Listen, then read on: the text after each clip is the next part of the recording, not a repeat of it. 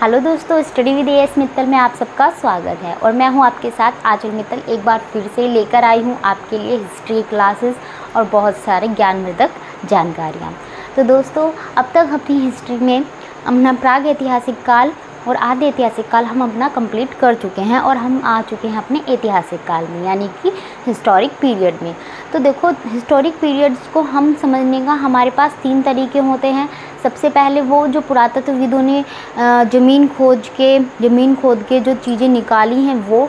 दूसरा वो जो बाहर से यात्री आए हैं, है ना, और उन्होंने आके अपनी पुस्तकों में लिखा हुआ है कि इंडिया कैसा था, वहाँ की रूपरेखा कैसी थी, वहाँ के राजा कैसे थे, वे किस तरीके से अपनी परिस्थितियों का सामना करते थे, ठीक है, अपनी जनता का पालन करते थे। और तीसरा आता है हमारा क्या, साहित्य में हमारे वे चीज़ें आती हैं जो कि जिस पे साहित्य हमारा 2 भागों में डिवाइड है। एक में तो क्या होता है, धार्मिक ग्रंथ आ जाते हैं, जैसे कि हमारे सारे महाभारत से लेके वेद उपनिषद ये सब। और एक में आता है गैर धार्मिक, जिसमें कि जो राजा होते हैं ना, उनके बारे में लिखा हुआ है, उन्हीं की दरबारियों में लिखा हुआ है, वो हमारा साहित्य में वे पुस्तकें आ जाती है। तो उससे भी हमें इतिहास के बारे में जानकारी मिलती है। और किन से हमें इतिहास के बारे में जानकारी मिलती है, जो हमारे ग्रंथ लिखे हुए हैं।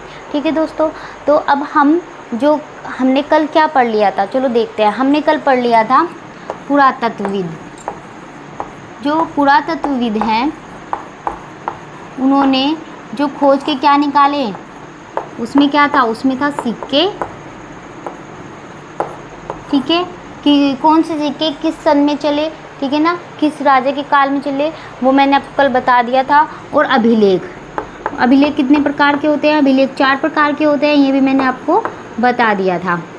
ठीक है, तो हमने इसका पहला पार्ट जो पुरातत्वविद वाला था, जो उन्होंने खोजे थे सिक्के और अभिलेख, खुदाई से जो हमें चीज़ें मिली हैं वो हमने देख लिया था। अब इसका पार्ट नंबर 2 आता है कि कौन कौन से यात्री आए हैं, ठीक है, और यात्रियों ने आके कौन कौन सी पुस्तकें लिखी हैं। दरअसल क्वेश्चंस में ना ये चीज़ें बहुत ज़्यादा बनती हैं। एग्जामिनर हमेशा कोई ना कोई पुस्तक उठा के रख देता है कि देखिए अब इस पुस्तक से रिलेटेड वो क्वेश्चंस पूछता है। कैसे क्वेश्चन, कि किस राजा के दरबार में आया था, कौन सा वो था, किसने लिखा, कौन सी किताब लिखी, मतलब एक चीज़ से वो 4 से 5 क्वेश्चन बना देता है बहुत ही आराम से। ठीक है, तो आज हम जानेंगे कि कौन कौन से यात्री आए और उन्होंने कौन कौन सी पुस्तकें लिखी और वे किस राजा के काल में आए। ठीक है, तो आज का हमारा मेन टॉपिक यही होने वाला है। तो चलिए दोस्तों, आगे बढ़ते हैं।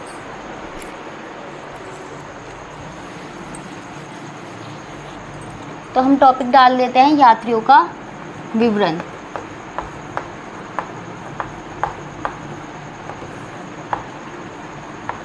हमने अधिकतर आपके लिए सारी ही जितने भी यात्री आए हैं सब के सब कवर करने की कोशिश की है कि आपका एक भी यात्री छूटे ना।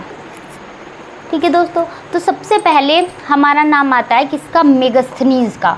मेगस्थनीज दोस्तों कब आया था, मेगस्थनीज आया था मौर्य काल पे। ये कौन था, ये सेल्यूकस निकेटर्स था जो उसका राजदूत था। ठीक है, और ये मौर्य काल में आया था, किस मौर्य काल में, चंद्रगुप्त मौर्य के काल में, क्योंकि चंद्रगुप्त मौर्य ने जो सेल्यूकस था उसकी बेटी से विवाह किया था ना, तो उसने क्या किया, मेगस्थनीज को छोड़ दिया था वहाँ पे कि चलो भाई तुम अब इसके रख रखाव के, इसके अच्छे से कि सब कुछ हो रहा है नहीं हो रहा है। और क्योंकि जो था मतलब जो वो थी ना चंद्रगुप्त मौर्य की पत्नी, उनकी लैंग्वेज और हमारी लैंग्वेज में तो बहुत अंतर था, तो एक बंदा तो मध्यस्थ रहना चाहिए ना, मीडिएटर। तो उस तरीके से ये मेगस्थनीज उसके दरबार में रुक गया था। तो मेगस्थनीज ने अपनी बुक लिखी और चंद्रगुप्त मौर्य के बारे में, मौर्य काल के बारे में बहुत सारा वृत्तांत करा है, मतलब बहुत सारी चीज़ें उसने बताई हैं कि कैसे कैसे चंद्रगुप्त मौर्य अपनी राजा का पालन, अपने जो प्रजा है उसका पालन करते थे। तो मेगस्थनीज को इन्हें कौन सी बुक लिखी है, मेगस्थनीज की सबसे फेमस बुक है इंडिका। ठीक है, ये पुस्तक तो बहुत बार आई हुई है, बहुत बार। ठीक है, यानी तक कि जो 6th-7th क्लास है उसमें भी ये दे रखते हैं कि मेगस्थनीज की पुस्तक इंडिका। ठीक है दोस्तों, दूसरा हम चलते हैं डायमेकस पे। डायमेकस कौन था, देखो डायमेकस ना जो सीरिया का राजा था एंटिओकस, कौन? एंटिओकस। सीरिया का राजा था एक एंटिओकस।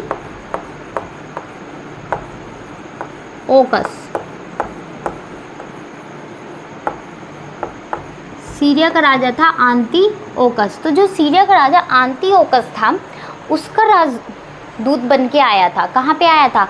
भारत में आया था, ठीक है। और किसके दरबार में आया था? अधिकतर दरबार भी पूछ लेते हैं कि कौन किसके दरबार में आया था, कौन किसका राजदूत था। तो इसलिए हम ये सारी चीज़ें ही एक दूसरे से लिंक करके यहीं पढ़ लेते हैं। तो डायमेकस जो था वो सीरिया से आया था, एंटिओकस का वो राजदूत था, और दरबार में किसके आया था? बिंदुसार के। किसके दरबार में आया था? बिंदुसार के। यानी कि ये भी कब आया? मौर्य काल में आया। कौन से काल में आया? मौर्य काल में आया। जब हम मौर्य काल पढ़ेंगे ना, तब हम बिंदुसार के बारे में पढ़ेंगे, तो हमें पता है कि बिंदुसार मौर्य काल में है। तो अगर वो पूछ भी रहा है, ये भी पूछ लेता है कि कौन से काल में आया, तो हम आराम से बता सकते हैं कि मौर्य काल में आया, ठीक है। तीसरा आता है हेरोडोटस। हेरोडोटस की पुस्तक तो सभी जानते हैं, कौन सी है? हिस्टोरिका। कौन सी है हेरोडोटस की पुस्तक? हिस्टोरिका, ठीक है, हिस्टोरिका। इसमें क्या है? भारत और जो फारस है उसकी जानकारी, उनके मतलब आपस में व्यापार कैसे थे कैसे नहीं थे, इस तरीके से लिखा हुआ है। हेरोडोटस की पुस्तक कौन सी है? Historica. Historica, Herodotus Historica. Megasthenes indica, ठीक है। फिर आती है हमारी कौन से? प्लिनी। प्लिनी कौन थे? जो ये प्लिनी महाराज थे, इन्होंने कौन सी पुस्तक लिखी है? तो जो ये प्लिनी महाराज हैं हमारे, इन्होंने लिखी है नेचुरल हिस्ट्री। कैसी लिखी है? Natural history. Historica, Herodotus. अगर नेचुरल हिस्ट्री आ जाए कि नेचुरल हिस्ट्री किसने लिखी है? नेचुरल हिस्ट्री किसने लिखी है? तो नेचुरल हिस्ट्री किसने लिखी है भाई? नेचुरल हिस्ट्री लिखी गई है प्लिनी जी के द्वारा। इन्होंने इसमें ना भारत के पेड़ पौधे, भारत के पशुओं के बारे में, भारत की नदियों के बारे में जानकारी दी है। किसने? नेचुरल हिस्ट्री में किसने दी है? प्लिनी ने दी है। अब आते हैं हम इन 4 यात्रियों पे। ये 4 यात्री हैं चीन के। कहाँ के हैं जी? चीन के हैं। और इन चारों यात्रियों के बारे में क्या है? इनमें से 2 ने तो पुस्तकें लिखी हैं, ठीक है, और 2 ने पुस्तकें नहीं लिखी, लेकिन भारत तो आए थे, तो इसलिए इनका जिक्र भी होता है। और सबसे बड़ी क्या चीज़ है कि ना, ये जिस हिसाब से आए थे उसके कर्म के बारे में पूछा जाता है, ठीक है, कि कौन सा कब आया था। क्रम जो है वो कर देता है कि अब इन्हें सही क्रम में लगाओ, है ना, इस तरीके से क्वेश्चन बन जाता है। तो इसलिए हम इन चारों के बारे में जान लेते हैं। तो जो फाहियान है, इसकी जो पुस्तक का नाम है वो है फो क्यू की। क्या है? फो क्यू की। संयुगन जी ने कोई पुस्तक नहीं लिखी है, ठीक है। ये यहाँ पे आया था पढ़ने के लिए। हमारे यहाँ विश्वविद्यालय था भाई, आज हम जाते हैं विदेशों में पढ़ने के लिए, लेकिन पहले विदेशी आते थे हमारे यहाँ पढ़ने के लिए। अब देख लो कि हम पहले कितने ज़्यादा डेवलप थे, और आज के डेट में हम डेवलप होने के बाद भी हमारी जो पढ़ाई की व्यवस्था है वो कितनी ख़राब हो चुकी है, ठीक है। तो जो संयोगन है वो आया तो यहाँ पढ़ने के लिए, और क्या करके गया? जो बौद्ध धर्म से रिलेटेड ग्रंथ थे ना, वे लेके चला गया। उसकी पुस्तकें उल्टा हमारे यहाँ से लेके चला गया, ठीक है। फिर आते हैं हमारे हेनसांग जी। हेनसांग किसके दरबार में आते हैं? हेनसांग आते हैं हमारे हर्षवर्धन के दरबार में। किसके दरबार में? हर्षवर्धन के काल में। और इन्होंने क्या बताया हेनसांग ने? जो हर्षवर्धन के समाज था, यानी कि हर्षकालीन समाज था, उसके धर्म के बारे में, उसकी राजनीति के बारे में इसका विवरण है। किस पुस्तक में है? सी क्यू की, ठीक है। सी क्यू की में हेनसांग की जो पुस्तक है सी क्यू की, उसमें किसका है? हेनसांग जो है ना, उन्होंने जो उनके टाइम पे जो समाज था, ठीक है, उनकी राजनीति जो थी उसके बारे में सी क्यू की में हेनसांग ने लिखा है। और सबसे लास्ट में है इत्सिंग। कौन आए? इत्सिंग। अच्छा, इन चारों का ना एक बहुत अच्छा मतलब एक मैजिक ट्रिक है जिससे हमें बहुत जल्दी से याद हो जाता है। देखो मैं ट्रिक्स आपको बहुत ही कम बताऊँगी, क्यों?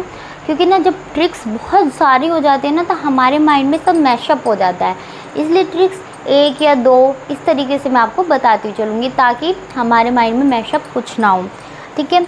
तो देखो फाहयान, संयुगन, हेनसांग, इत्सिंग, इनका ना एक ट्रिक क्या है, फांसी हुई, क्या है, फांसी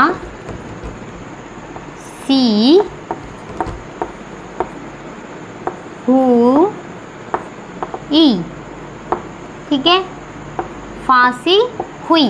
फै से फाहयान, से संयुगन, है से हेनसान और ई से इत्सिंग, ठीक है। हमें इनकी ट्रिक याद रखनी है कि फांसी हुई, फै से फाहयान, सी से संयुगन, हु से हेनसांग और ई से इत्सिंग। इनका हमें क्रम याद रखना है कि ये किस किस तरीके से भारत आए, ठीक है। भारत आए 1-2 साल के लिए आए भाई, बहुत साल रह के गए हैं ये हमारे भारत में, और हमारे जो विश्वविद्यालय है उनमें पढ़ने के लिए आए थे। जो इत्सिंग है उसने भी सेम प्रोसेस अपनाया, वो भी यहाँ आया, 25 सालों तक यहाँ पे रहा, ठीक है, पढ़ा पढ़ाया। और पता है क्या किया इसने बौद्ध धर्म के ग्रंथ थे जो उन्हें इकट्ठा किया। उनके उस टाइम ना फोटोकॉपी वाली मशीन तो होती नहीं थी, तो इसने हाथ से लिखवाई, हाथ से इसने 400 प्रतिलिपियाँ लिखवाई और अपने देश चीन लेके गया बौद्ध धर्म की। तो अगर क्वेश्चन ये भी आ सकता है कि बौद्ध धर्म से रिलेटेड ग्रंथ जो हैं वो कौन सा यात्री आके हमारे देश से लेकर गया था, तो कौन लेके गया था, इत्सिंग और संयुगन, ठीक है।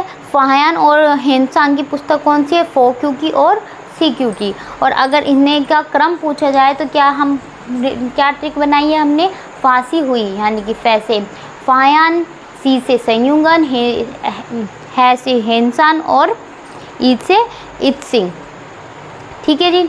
चलो अब चलते हैं हम नेक्स्ट पे।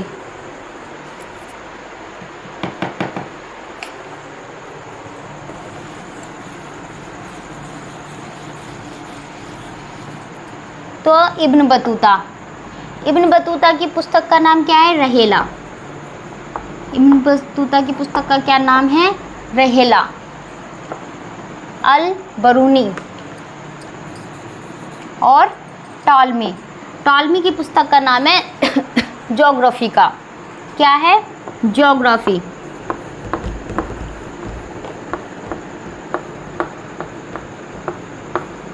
टालमी की पुस्तक का क्या नाम है, ज्योग्राफी। टालमी ने क्या बताया, टालमी ने बताया हमारे देश के हिसाब से सूरज किस हिसाब से, मतलब उस हिसाब से उस समय पे सूरज कब निकलता है, कैसे कैसे धूप छाँव बरसात सब ऋतुओं के बारे में, मतलब जितना भी ज्योग्राफी है, भूगोल है ना, जो हमारे यहाँ का भूगोल है उसको उसने टॉलमी ने बताया है अपनी पुस्तक ज्योग्राफी में, हमारी इंडिया की ज्योग्राफी को, ठीक है जी। और सबसे इम्पोर्टेंट बात, टॉलमी ऐसा इंसान था जिसने क्या बताया, इसने बताया कि पृथ्वी सूरज के चक्कर नहीं काटती, इसने कहा कि सूरज पृथ्वी के चक्कर काटता है, ठीक है। सबसे पहले इसने ही ज्योग्राफी के बारे में ये सब चीज़ें निकाली थी। फिर दूसरे नए वैज्ञानिक आते रहे, उन्होंने कहा नहीं भैया ये भाई साहब तो झूठ बोल रहे हैं, ऐसा कुछ नहीं है, सूरज कोई चक्कर नहीं काटता, सूरज तो अपनी जगह रहता है, चक्कर पृथ्वी काटती है सूरज के, ठीक है। तो जो टॉलमी है उसने कौन सी पुस्तक लिखी, ज्योग्राफी, ठीक है। अब आती है हमारी अल-बरूनी जो है वे गजनी के साथ आए थे, ठीक है, जो महमूद गजनवी थे ना उनके साथ आए थे, और इन्होंने लिखी है तहकीके हिंद। इन्होंने कौन सी लिखी है, तहकीके हिंद,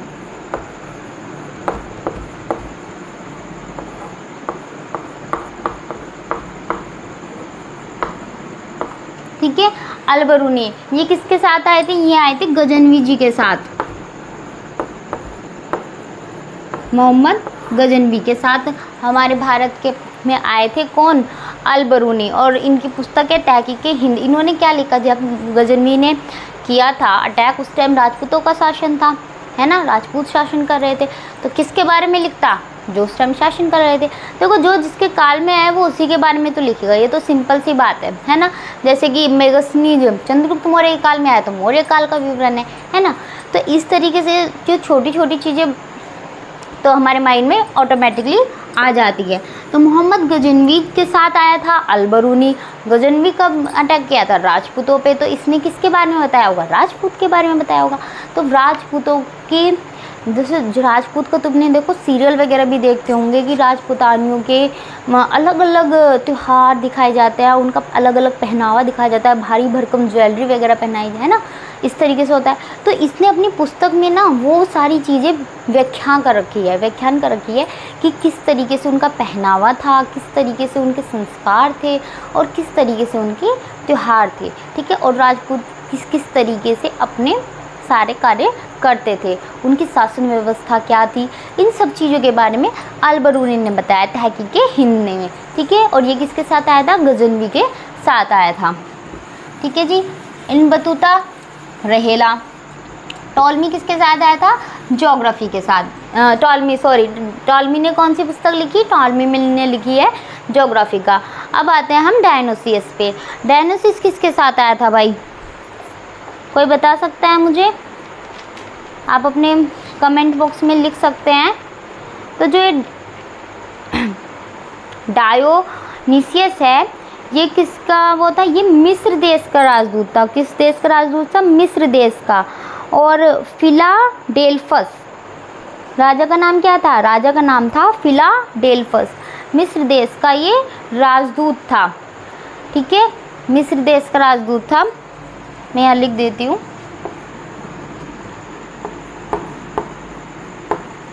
ये था मिस्र देश का राजदूत, है ना। राजदूत लिख देती हूँ।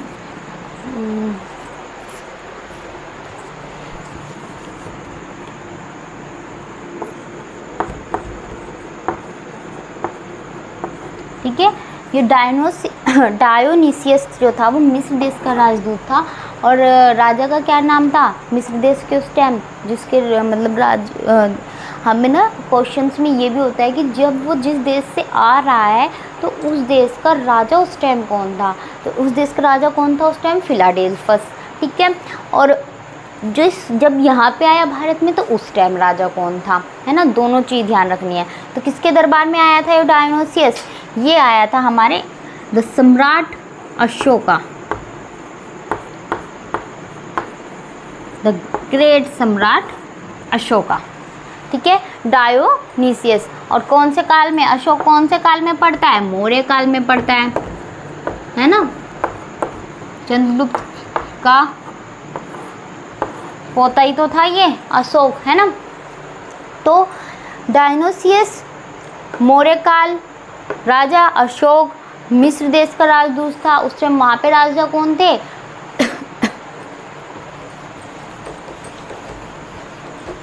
चलो, अब एक इम्पोर्टेंट यहाँ पे बुक का नाम लिखा है मैंने।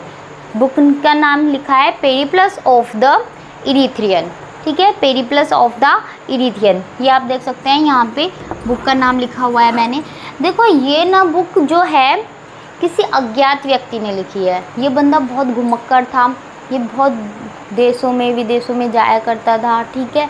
लेकिन इसने सब कुछ लिखा है बहुत अच्छे तरीके से। हमारे यहाँ इसने बंदरगाह के बारे में बताया है। इंडिया के बंदरगाह, वहाँ बंदरगाह से ही तो वो होता है ना, व्यापार होता है। तो व्यापार के बारे में बताया है, बंदरगाह के बारे में बताया, बहुत अच्छी तरीके से एक एक चीज़ के बारे में बताया। लेकिन अपना नाम ही नहीं बताया, सब कुछ बताया पर अपना नाम नहीं बताया। तो इसका नाम कोई खोज के नहीं निकाल पाया, इसलिए इसे किसकी पुस्तक कहते हैं? अज्ञात। कौन सा प्राणी है ये प्राणी है अज्ञात प्राणी। इसने बहुत अच्छी पुस्तक लिखी है, कौन सी? Periplus of the Erythraean. इसमें भी हमारी इंडिया की हिस्ट्री के बारे में पता चलता है, ठीक है।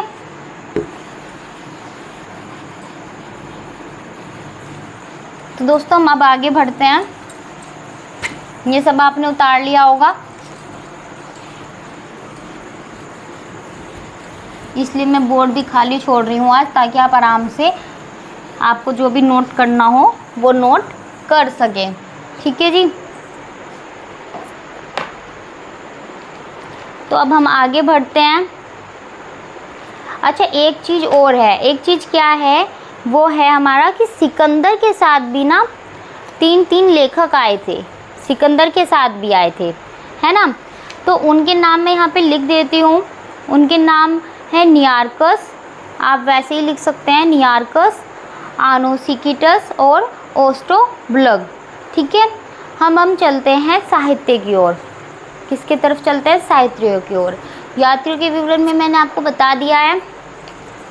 ठीक है, ये सब यात्री जो जो आए थे आप अपनी एक बुक में एक नोट डाल के अच्छे से लिख लेना, क्योंकि इनके बारे में बताया जाता है, पूछा जाता है। ठीक है, तो अब हम देखो दोबारा से देखते हैं कि हम चल रहे हैं ऐतिहासिक पीरियड में।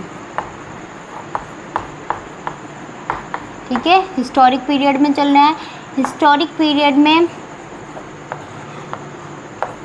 एक तो पुरातत्वविद के था, ठीक है, जिसमें थे सिक्के, जो कि मैंने आपको बता दिए हैं कल की वीडियो में। आपने नहीं कल की वीडियो देखी है तो आप मेरी कल की वीडियो जाके देख सकते हैं, लिंक मैंने डिस्क्रिप्शन में बॉक्स में दे रखा है। ठीक है, दूसरा है कि हम कैसे पता करते हैं? यात्रियों की पुस्तकों के द्वारा पता करते हैं। ठीक है, यात्रियों की पुस्तकें।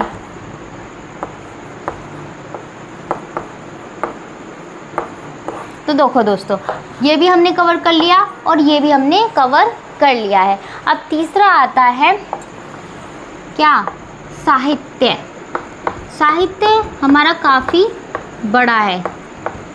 ठीक है, तो थोड़ा सा साहित्य हम आज कवर कर लेते हैं और थोड़ा साहित्य जो हमारा बच जाएगा वो हम कल की अपनी वीडियो में कवर कर लेंगे। ठीक है, साहित्य में देखो कैसे, साहित्य को हमने 2 पार्ट में डिवाइड किया हुआ है। साहित्य को कितने पार्ट में डिवाइड किया? हमने 2 पार्ट में डिवाइड किया है। तो एक तो साहित्य में आते हैं धार्मिक चीज़ें। ठीक है, जैसे कि महाभारत, रामायण, वेद, उपनिषद, पुराण, ये सब हमारे धार्मिक में आ जाएंगे। ठीक है, एक आती है हमारी अधार्मिक। अधार्मिक लिख दो या फिर गैर धार्मिक लिख सकते हैं, जिनका धर्म से कोई लेना देना नहीं है। ठीक है, ऐसी पुस्तकें।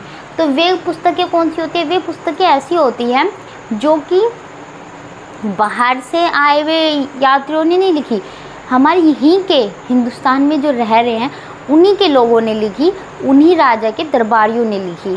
ठीक है, तो ऐसी पुस्तकें हमारी गैर धार्मिक में आ जाएंगी। ठीक है, जैसे कि मैंने आपको कल भी बताया था, जैसे कि हम इसमें ले सकते हैं उदाहरण के तौर पे चाणक्य की कौन सी पुस्तक? अर्थशास्त्र पुस्तक। ठीक है, और हरचरित्र पुस्तक भी हमारी लिखी हुई है ना। इस तरीके से बहुत सारी पुस्तकें हैं जो राजा थे उनके दरबारियों ने उनके बारे में उनका वार्तांत लिखा हुआ है। तो उनके बारे में लिखते हैं तो सब चीज़ रिलेटेड करके लिखते हैं ना। तो इस तरीके से हमारे इंडिया के बारे में पता चल जाता है, हमारे भारत के बारे में पता चल जाता है कि उस टाइम परिस्थिति कैसी थी। ठीक है, तो होता है गैर धार्मिक। तो जो गैर धार्मिक पुस्तकें हैं देखो जी, ये तो हैं 40 से 50 पुस्तक। अगर आप लोगों को चाहिए तो आप मुझे कमेंट सेक्शन में लिख सकते हैं, तो मैं आपके लिए वो पूरी की पूरी एक पुस्तक की वो पूरी एक PDF बना दूंगी और वो आपको दे दूंगी। ठीक है, आपको भी याद ही करनी पड़ेगी, उनमें समझाने जैसा कुछ भी नहीं है। ठीक है, अगर आप लोग कहेंगे तो, वरना इस चीज़ को तो मैं यहीं पे कर देती हूँ क्लोज़। ठीक है, अगर आपको चाहिए तो आप कमेंट सेक्शन में बोल दीजिएगा। ठीक है, एक आती है हमारी धार्मिक पुस्तकें। तो जो धार्मिक पुस्तकें हैं उसमें कौन कौन सी पुस्तकें आती हैं? देखो, धार्मिक पुस्तकें उस टाइम से 2 भागों में डिवाइड थी। धर्म को हम 2 भागों में डिवाइड कर सकते हैं। तो एक तो हम कर सकते हैं कैसा? एक तो हम कर सकते हैं ब्राह्मण धर्म में। ठीक है, ब्राह्मण धर्म एक तो हम कर रहे हैं ब्राह्मण धर्म। ब्राह्मण धर्म में क्यों कर रहे हैं? क्योंकि देखो जो ये वेद हैं, उपवेद हैं, उपनिषद हैं, इन सबको पढ़ने का काम ब्राह्मण का ही हुआ करता था, वो हम लोगों को पढ़ाया करते थे। ठीक है, तो इसलिए हमने ब्राह्मण ग्रंथ में कर दिया एक को, और दूसरे को हम किस में कर देते हैं? अब्राह्मण कर दो या गैर ब्राह्मण कर दो, है ना, जो ब्राह्मण से रिलेटेड नहीं थे, गैर ब्राह्मण। ठीक है, तो ब्राह्मण ग्रंथ और गैर ब्राह्मण ग्रंथ तो ब्राह्मण ग्रंथ में कौन कौन से आते हैं? ब्राह्मण ग्रंथ में आ जाते हैं हमारे कौन कौन से? वेद, ठीक है, सारे वेद आ जाते हैं, वे मैं आपको कल के वीडियो में समझाऊंगी। वेद, उपवेद, ब्राह्मण ग्रंथ, उपनिषद, ठीक है, बहुत सारी चीज़ें हैं। ये जब मैं कल आपको समझाऊंगी तो अच्छे से डिटेल में लिख दूंगी। तो आज हम पढ़ेंगे गैर ब्राह्मण में। गैर ब्राह्मण में उस टाइम जो दो धर्म थे वे बहुत तेजी से उभर के आ रहे थे। कौन कौन से? एक तो बौद्ध धर्म और एक जैन धर्म। कौन कौन से दो धर्म उभर के आ रहे थे? बौद्ध धर्म और जैन धर्म, ठीक है। तो दोस्तों आज हम बौद्ध धर्म और जैन धर्म के बारे में पढ़ लेते हैं और हम अपनी वीडियो यहीं तक रखेंगे। फिर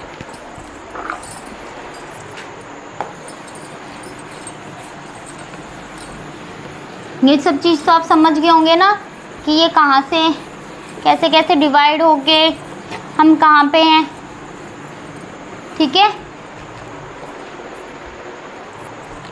देखो, तो हम लेते हैं सबसे पहले बौद्ध धर्म। तो बौद्ध धर्म किसके द्वारा स्थापित किया गया था? इसमें क्या क्या है, किस किस तरीके से महात्मा बुद्ध को ज्ञान प्राप्त हुआ है, वो सब चीज़ें तो जब मैं आपको धर्म से रिलेटेड पढ़ाऊंगी ना, जब हमारा टॉपिक होगा उसमें मैं आपको सारे धर्म कंप्लीट कराऊंगी, सारे धर्म कवर कराऊंगी, तब मैं आपको बौद्ध धर्म और जैन धर्म भी तभी कवर करा दूंगी। तो हमें ये तो अभी फ़िलहाल नहीं देखना है। फ़िलहाल हम इसमें देखेंगे कि इससे रिलेटेड जो पुस्तकें हैं जो कि क्वेश्चन में पूछी जाती हैं वे क्या क्या क्या है, ठीक है। अगर आप लोग बोर हो रहे हैं तो बोर होने की ज़रूरत नहीं है, क्योंकि ये चीज़ें बहुत इम्पोर्टेंट हैं और पेपर में पूछी जाती है, ठीक है। बोर होने से कुछ नहीं होता है। तो बौद्ध धर्म की पुस्तकों में हम सबसे लेते हैं पहले त्रिपिटक, और जिन्हें पढ़ना ही है ना, जिसने अपने मन में ठान लिया है वो कभी भी पीछे नहीं हटता है और ना ही कभी बोर होते हैं वे पढ़ते हुए। उन्हें आता है क्या? इंटरेस्ट। देखो, कोई भी सब्जेक्ट हो, जब तक आप इंटरेस्ट लेके नहीं पढ़ेंगे ना तो आप उसमें बोर ही होंगे। और जब आपको उसमें इंटरेस्ट होगा ना कि हाँ इसमें क्या है, कैसे होता है, ठीक है, तो वे सब्जेक्ट अपने आप ही इंटरेस्टिंग बनते चले जाते हैं। और जब हम इंटरेस्टिंग तरीके से पढ़ते हैं ना तो वे चीज़ें हमें बहुत अच्छे से ध्यान में रहते हैं। और फिर पेपर में भी देखो, जब हम किसी चीज़ में इंटरेस्ट लेते हैं ना वो हम कभी भूलते नहीं हैं। और जब हम कभी ज़ोर ज़बरदस्ती से और कि हाँ जो तो पढ़ना ही है, ठीक है, ऐसे करते हैं ना तो वे चीज़ें हम एग्ज़ाम में बैठ के हो जाते हैं, उनके तोते उड़ जाते हैं, फुर हो जाते हैं। भाई मेरे साथ तो ऐसे ही होता था, आप लोगों के साथ क्या होता है वो तो आप ही जाने, ठीक है। तो त्रिपिटक में कौन कौन से आते हैं? त्रिपिटक में आती है सबसे पहले हमारी विनय पिटक। कौन सी पुस्तक आती है? विनय पिटक। और दूसरा कौन सी आती है? सूत पिटक। दूसरा कौन सा आता है? सूत पिटक। और तीसरा कौन सा आता है? अभिधम पिटक। कौन सा आता है? अभिधम पिटक।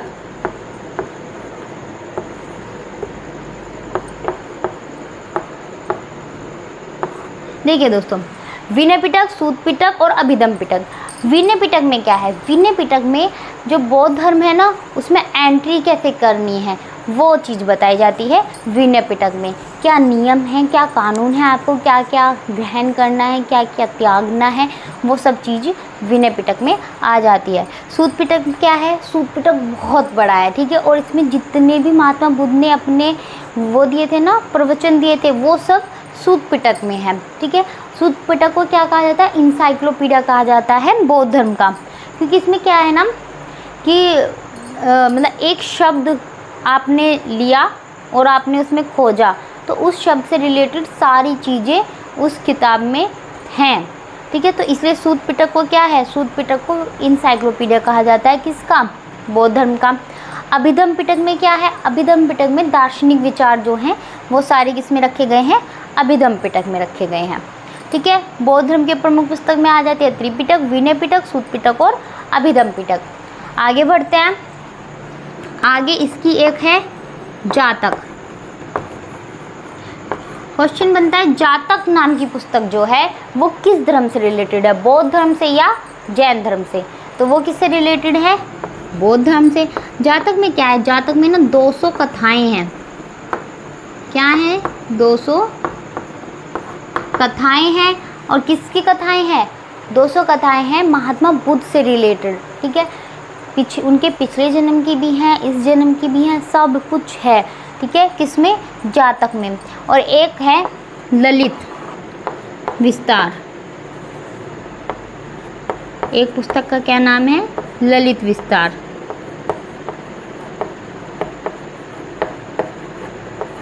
तो जो पुस्तक है ललित विस्तार, इसमें क्या है? जो ललित विस्तार पुस्तक है उसमें बताया गया है महात्मा बुद्ध की पूरी जीवनी। ठीक है, महात्मा बुद्ध की पूरी जीवनी किसमें है? ललित विस्तार में। कैसे बड़े हुए, कब उनकी शादी हुई, कैसे कैसे सब कुछ उन्हें ज्ञान की प्राप्ति हुई, है ना, सब चीज़ें किसमें है? ललित विस्तार में। और तीसरी पुस्तक का क्या नाम है? तीसरी पुस्तक का नाम है अंगुत्तर निकाय। देखो, अंग से रिलेटेड जितनी भी पुस्तकें हैं वे हैं हमारी जैन धर्म में। ठीक है, लेकिन अंगुत्तर निकाय किसमें है? बौद्ध धर्म में। ये चीज़ हमें याद रखनी है। ठीक है, तीसरी पुस्तक का नाम क्या है हमारा?